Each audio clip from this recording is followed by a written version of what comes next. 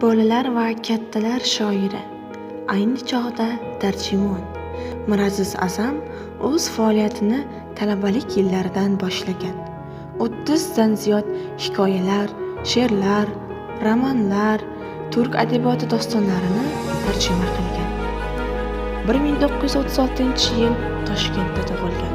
Toshkent davlat universitetini tamomlagach, Toshkent telestudiyasida, G'uncha oynomasida va boshqa tahririyatlarda muharrir bo'lib ishlagan. Yillar davomida O'zbekiston Yozuvchilar uyushmasi ma'muriyatida maslahatchi bo'lib faoliyat yuritgan. Ilk she'rlari 1960-yil nashr etilgan. 1964-yil Metallurg nomli she'riy to'plami chop etilgan. Shundan so'ng Aqlli bolalar 1969, Senga nima bo'ldi 1970, Bir cho'ntak yong'oq 1990 nomli bolalar uchun she'riy to'plami bosmadan chiqqan. Shoir o'z she'rlarida bolalar tuyg'ulari orqali odamlarni va dunyoni yaxshilik va yovuzlikni anglashga chorlaydi.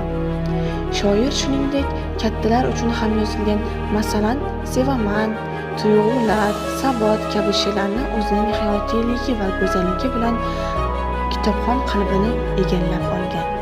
Miraziz A'zam shuningdek shijoatli va dadil publitsist, adabiy merosni saqlashga qaratgan bir nechta maqolalari ham bor.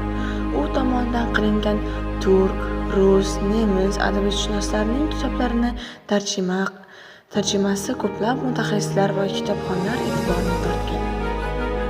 Shuningdek, u 30 dan ziyod hikoyalar, she'rlar, romanlar, Nozima Hikmat, Najiba Hoji, Mahmad Osif, Badiuzzamon Aloq Oqbobo Oqbosh, Urfon Kamol kabi turk adabiyotshunoslarining dostonlarini tarjima qilgan.